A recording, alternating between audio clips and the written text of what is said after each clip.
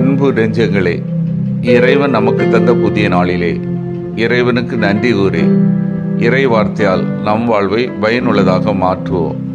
இறைவன் நம் அனைவரை நிறைவாக ஆசீர்வதித்து பாதுகாத்து வழிநடத்துவாராக. இன்றைய நற்செய்தி வாசக சிந்தனை. மன்னிக்க மறுத்த பணியாள் ஓமை. மத்தேயு நற்செய்தி நூல் பிரிவு 18 இறை சொற்றொடர்கள் 21 முதல் 35 முடிய. இதன் விளக்கம் அறிவோம். இங்கே 7 முறை 70 தடவை மன்னிக்க வேண்டும் என்ற ஆண்டவரின் ஆலோசனை லூக்காவில் ஒரே நாளில் 7 முறை ஒருவர் தம் சகோதரருக்கு எதிராக குற்றம் செய்து 7 முறை மனம் திரும்பி மன்னிப்பு கேட்டால் மன்னிக்க வேண்டும் என்று வருகிறது. ஆண்டவருடைய பதில் மன்னிப்புக்கு அளவு கிடையாது என்பதே பொருள். ஏனெனில் நாம் ஒவ்வொருவரும் அளவும் எண்ணிக்கையும் இல்லாமல் நம்முடைய விண்ணக தந்தையால் மன்னிக்கப்படுகிறோம். கடவுள் நம்மை மன்னிப்பதற்கும் ஒப்புமையே கிடையாது என்பதையே ஆண்டவர் சொன்ன ஓமை விளக்குகின்றது. 10,000 தாலந்து என்பது சுமார் 50 கோடி ரூபாய்க்கும் அதிகமான மதிப்புள்ள தொகை. அவ்வளவு பெரிய கடன் ரத்து செய்யப்பட்ட மனிதன் தன்னுடைய வேலையால் தன்னிடம் பெற்றிருந்த சுமார் 500 ரூபாய் கடனை மன்னிக்க மனமில்லாதிருந்தான். நாம் மற்றவரை மன்னிக்க தயங்குவதும் இவ்வாறே இருக்கின்றது என ஆண்டவர் சுட்டுகின்றார். அன்பார்ந்தவர்களே, யூதர்கள் மத்தியில் ஒரு எண்ணம் இருந்தது. கடவுள் தங்களை அன்பு செய்கின்றார், எனவே தாங்கள் செய்வது சரி என்ற ஒரு கண்ணோட்டத்தில் வாழ்ந்தார்கள். ஆனால் மற்றவர்களை ஏற்றுக்கொள்வதில்லை, தவறான வழியில் நடத்தினார்கள். இதை உணர்ந்ததுதான் அவர் இந்த ஓமையை எடுத்துரைக்கின்றார். இரக்கம் இந்த கடவுள் நம் குற்றங்களை மன்னிக்க தயாராக இருக்கின்றார். ஆனால் நாம் மற்றவருடைய குற்றங்களை மன்னிக்கின்றோமா என்று சிந்திக்க, அதனால்தான் நற்செய்தி வாசக இறுதி பகுதியில் சகோதர சகோதரிகளை மனமாற மன்னிக்காவிடில் விண்ணுலகில் இருக்கும் என் தந்தை உங்களை மன்னிக்க மாட்டார்.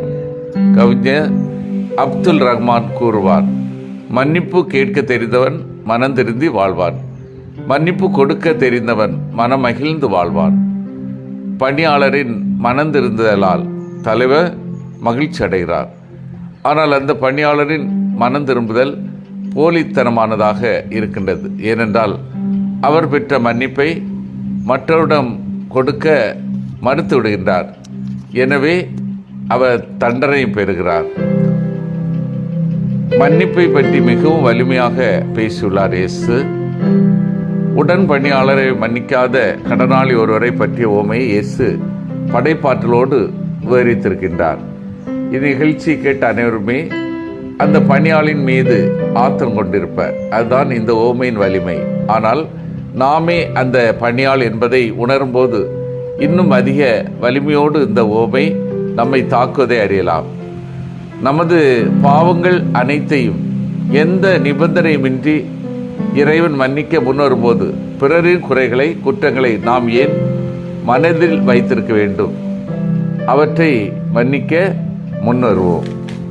சிந்தித்து தியானித்து செயல்படுவோம். என்னிடம் எல்லா சூழலிலும் மன்னிக்கும் மனநிலை உள்ளதா?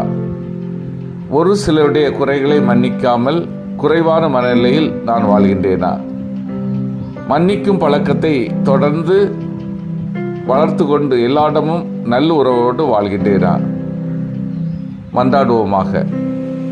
வல்லமை மிக்க இறைவா, எங்களிடம் எல்லா சூழலிலும் மன்னிக்கும் மனநிலை இருக்கவும், ஒரு சிலருடைய குறைகளை மன்னிக்காமல் குறைவான மனநிலையில் வாழும்போது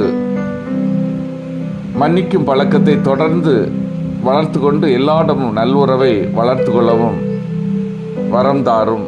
ஆமீன்.